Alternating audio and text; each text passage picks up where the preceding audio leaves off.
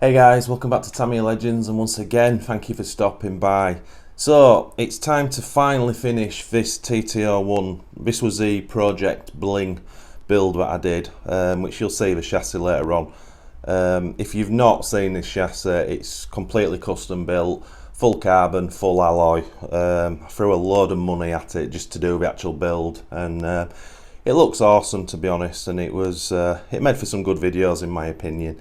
Anyway, I've kind of not touched this in months, probably 4 months, and the reason behind that is I was kind of contemplating whether to take these smoked decals off, well, cut round the outers and take the inners out and fit it with a Tamiya cockpit figure, but I can't be bothered if I'm honest. I've got one cockpit unit here and I think I'm going to save that for a different car.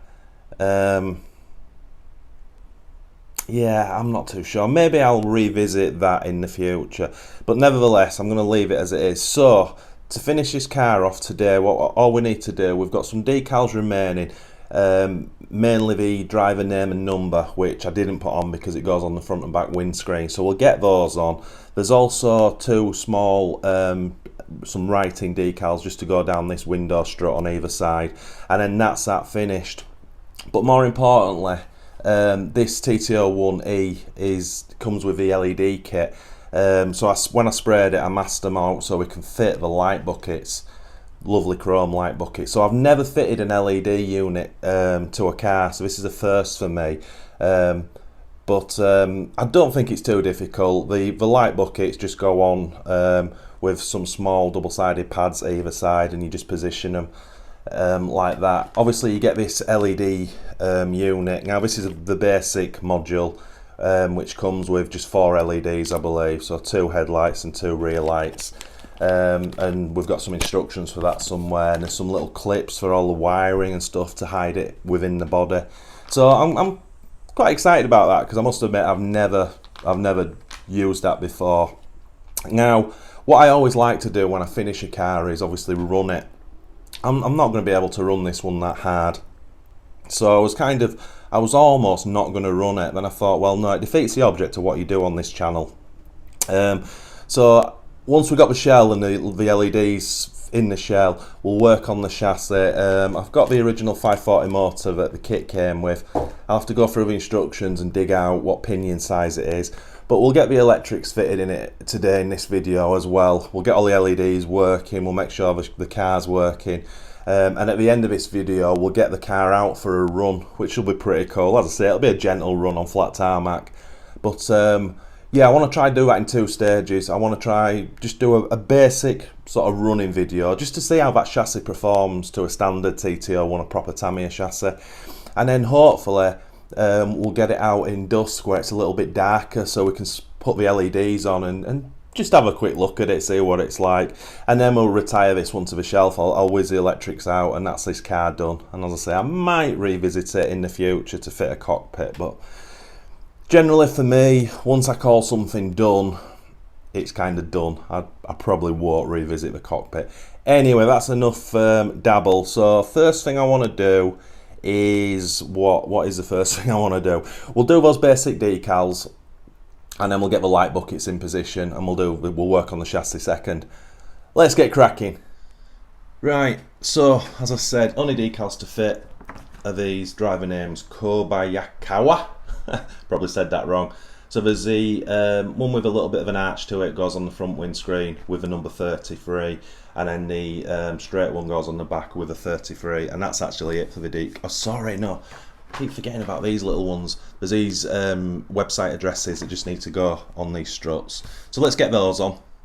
Right, that's the decals on, and to be honest, it makes a hell of a difference. Obviously, you guys probably don't notice it, but I've been looking at this car for ages. But the driver's name and this bit of yellow here and here, it really livens it up, and as I say, the website address down this strut. So that's what we've added. We've also added it on the rear window, which brightens it up, and obviously the number 33 on the other side. So that's pretty cool. I like that. So next up is to dig these instructions out and get it. There we go. Fold them so we get them to this section here, which is the actual light buckets. So I've got to just dig these double-sided pads out, which look to actually be in the module unit itself. So yeah, I don't know if you can plug LEDs in afterwards. I'm sure you can, they must just push through. How does an LED go? So there's a clip on the wire and then it pushes in. Okay, that's interesting. So what I'll do now is I'll dig those pads out and we'll get and we'll cut these off the trees. Look really nice in chrome. Obviously this is what we've got at the moment, where we masked it, and it obviously, as you know, it gives it so much more depth when you put light buckets in. And then on the back end too, which has got this fancy one that can take up to 1, 2, 3, 5 LEDs with the looks of it, but obviously again we've only got 2. So yeah, let's have a look at that now. Right, so I've cut the right hand side light bucket out and I've trimmed it off because the parts tray pips would have disturbed how it wouldn't have sat flat, but it kind of does find its own position. It's really straightforward. So that's it there. So what I'm going to do, instructions to say put the pads on first and then put this down, but I was more tempted just to put the pads on here and then put that in position. Anyway, let's get those fronts fitted. Right, that's the fronts in. Extremely straightforward. Yeah, but more importantly, look at that. That looks superb. I never sort of realised, or I never really thought about how it would look like, but it's got this lovely chrome, so you got the white and then it goes into that chrome. That looks superb. Yeah, that makes, God, I can't believe I've waited so long to fit them. Right, let's get the rears in next. That's the rears in position. That was a little bit more fiddly to do than the fronts, but you get what it looks like. Looks very, very cool. Like it. Again, some nice chrome on the outside there, which looks great. So, next, sorry, let's get this shelled out. I'll move that camera over. So we've got the module itself, and we've got 2 lots of LEDs. Again, don't know what the differences are. So I'll have to read the instructions, and then you have this, the power adapter. So obviously power needs to go through into the LED as well as a speed controller. And what else we got? We've got tie wraps, and then we've got these wiring clips to fit as well. So oh, and these little brackets, which I'm not sure, but I think they hold the LED. Yeah, it's called LED stopper. So again, not too sure how that works. So yeah, let's figure out which LED is going which end. So the instructions, because it's the first time I've ever done it, it wasn't obvious whether the black and white or the red and black LEDs went to front or back. So in case I didn't want to get it wrong and then have to change it, so I've just done this little mock setup, put the connectors into the positions as the instructions say, and then you just got this little power switch, and that gives you your LEDs. So obviously red and black are red for the rears, and then you got your white ones for the fronts. So now I know which way around that goes. Let's try install the LEDs into the light buckets. Also on the instructions, which I wasn't aware of, the LED unit itself goes onto the roof of the car with double-sided tape, so it's kind of standalone apart from this power lead that dangles down. So yeah, I'm gonna have to make sure I get the wiring really tidy on the inside, because I don't want like wire. You don't want a wire coming down the side of the car, even though it's got smoked windows.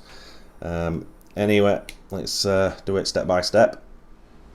Right, that's the LEDs in, and I bet some of you guys who have done this before were shouting at the screen to fit the LEDs into the buckets before you put it into the car, because these little brackets down here, there's a little tiny posi screw you've got to get in that holds this little bracket in place, which holds the LED in place. Now you can do it, obviously I didn't take them back out, but it's a case of getting the screwdriver in and you've just got no room whatsoever for your fingers. Anyway, I persisted and we got them done. So that's the fronts and backs in position. So I think what I'll do now is I'll get some double-sided tape, we'll stick the LED module to the roof, and then we'll start tidying the wires up. Right, so that's the wiring done and tidied up. So there's two clips in the front and two clips in the back, just to put the cables in such a way where when you sort of put the body on you can't see any cabling.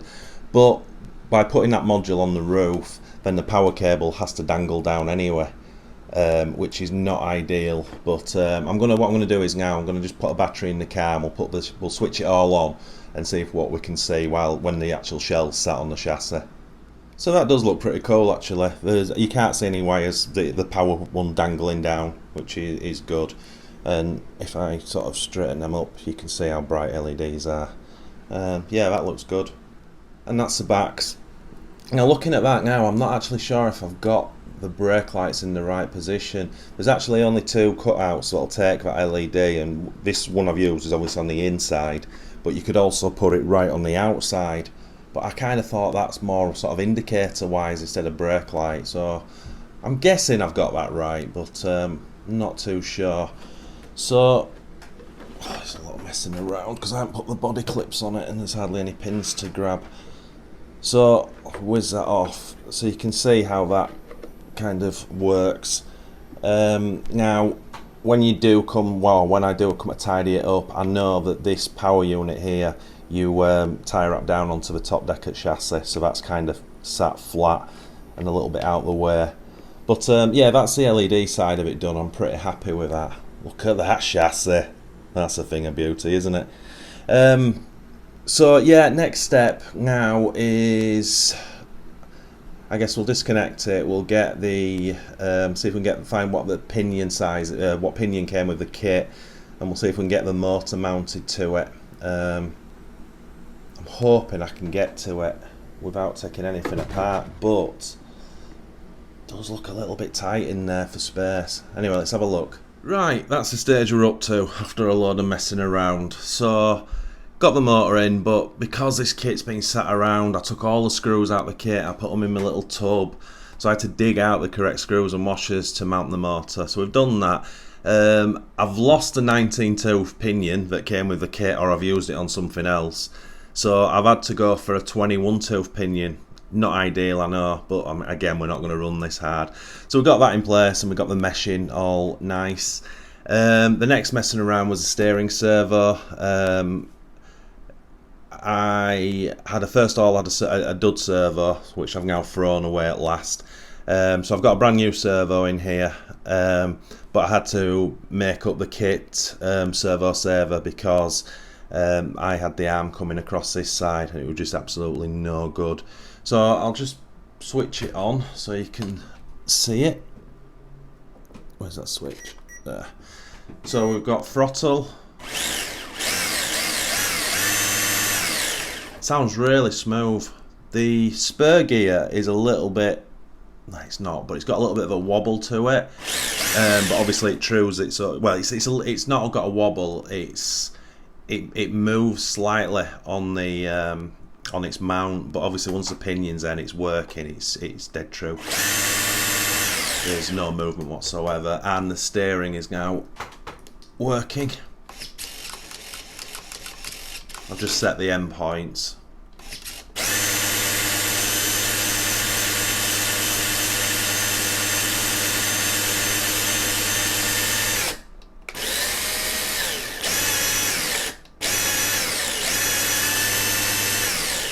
Right, so that's all good to go. Just turn that off. So next is just let's get the speedo and receiver mounted and tidy that wiring up, and then once we've got that chassis finished, then we need to look at that power.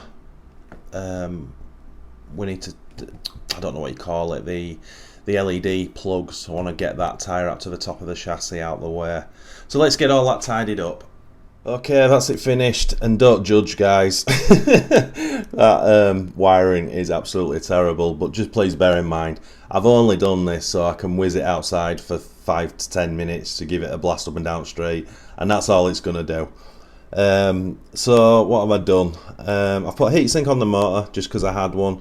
Got the Hobbywing 1060 stuck down with the booster cap stuck down. I've stuck the switch down here. Put the receiver on top of the servo. I've fed it's 2.4 gig radio gear, so the aerial doesn't have to be out of the car. So I've just put a little aerial bracket on, metal one there, fed it through and just tie wrapped it so it's out of the way. More importantly now, I've had to put a big, so I've fed the 1060 battery wire through the top deck chassis, and everything's well away from me prop shaft.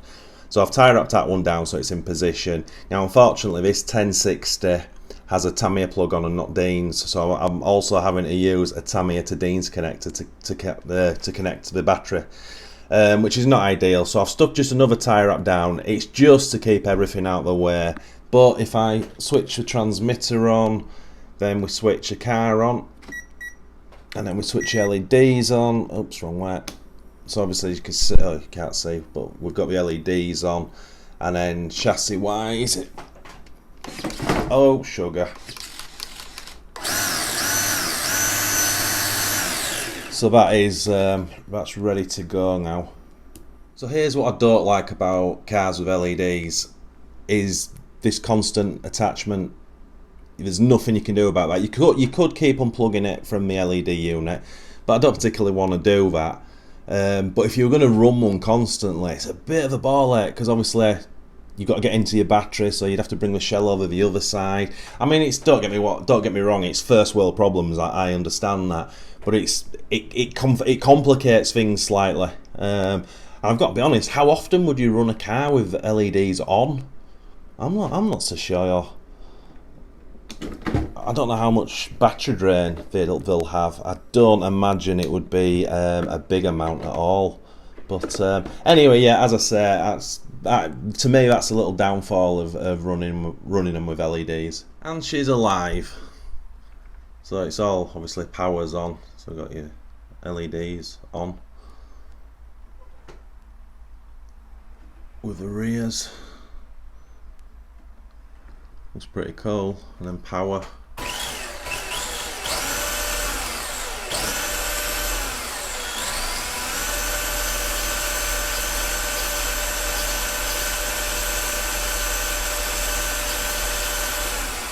Got brake, and I have put reverse on it just so it's got it. It's pretty cool to actually, with all the work I've done on this car, to actually have it in a position now where it's ready to go outside.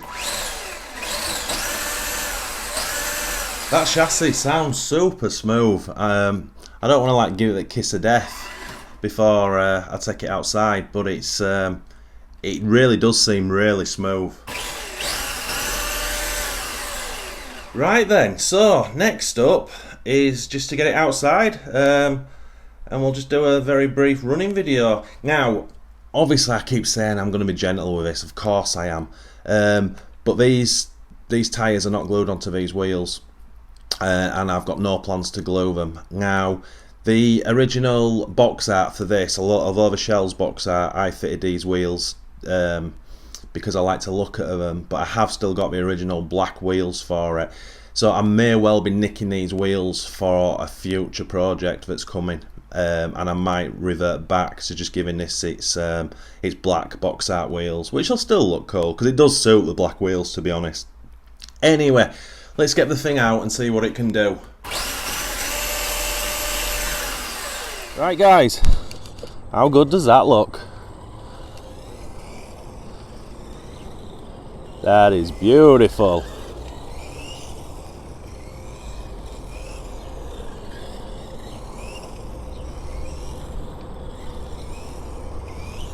Actually, I mean, I know it looks good, but it actually looks way much better on the tarmac than I thought it would.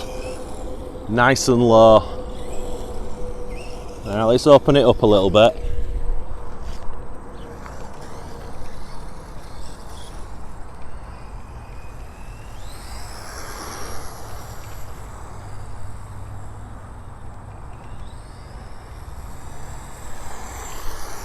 So we're not going to break any, oh, just hit stones, it's that low.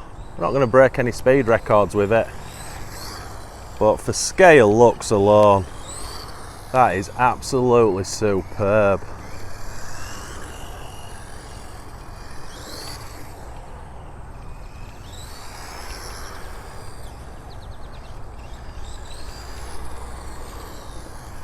That's lovely. I tell you what, we'll bring it in, we'll just switch the lights on. Right guys, so unfortunately we can't really see the LEDs. You can the red ones, but the actual headlights are a little bit dim, unfortunately.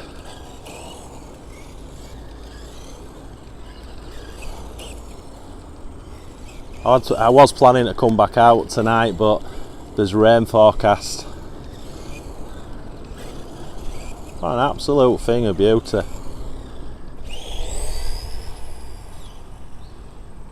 And then what?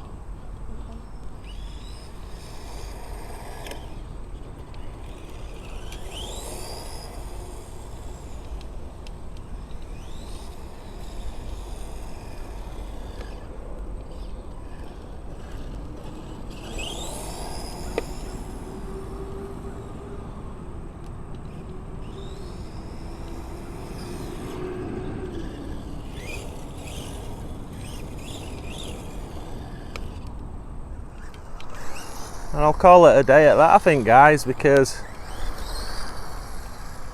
it's funny, you know, because I've kept saying I'm going to retire this to the shelf, but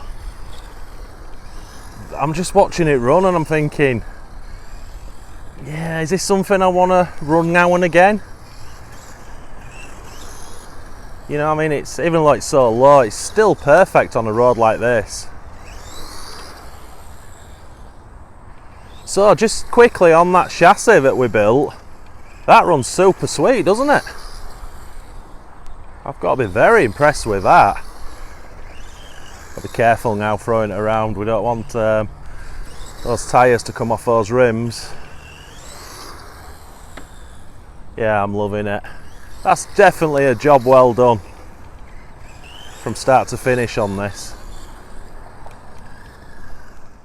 And that's another project finished. I'm starting to get through these projects now. I'm not going to procrastinate anymore about the little jobs that need doing. I'm just going to pick a car and do everything it needs to it, and then it's finished. So yeah, very happy with this one from start to finish. For you guys who's followed this journey all along, you know, from chasing eBay parts to figuring out how I can make a full custom carbon and alloy chassis without just buying it ready done, which you can do and it's a lot cheaper, but I don't believe they're as good, but I don't know anyway. But this ran okay, you know, it's not a TRF, but it ran okay. It was a little bit slower than I expected. Just wondering if the pinion was slightly too big on it, and I was putting a little 540 under a little bit more pressure. I don't know, but yeah, fast enough for what it is. So yeah, I hope you enjoyed this series of videos with the 911. I've enjoyed it. So I've actually this morning ripped all the electrics out of it. It's a complete roller again, which is going to go down into the cabinets now. It's like the option's always there to run it at a later date should I want to, but I don't really think I will. But anyway, so guys, once again, thanks so much for watching. It's really appreciated. If you are new to this channel, if you could please consider liking and subscribing to support us, and if you do that, smash that notification bell for our weekly videos. And as always guys, happy arseeing.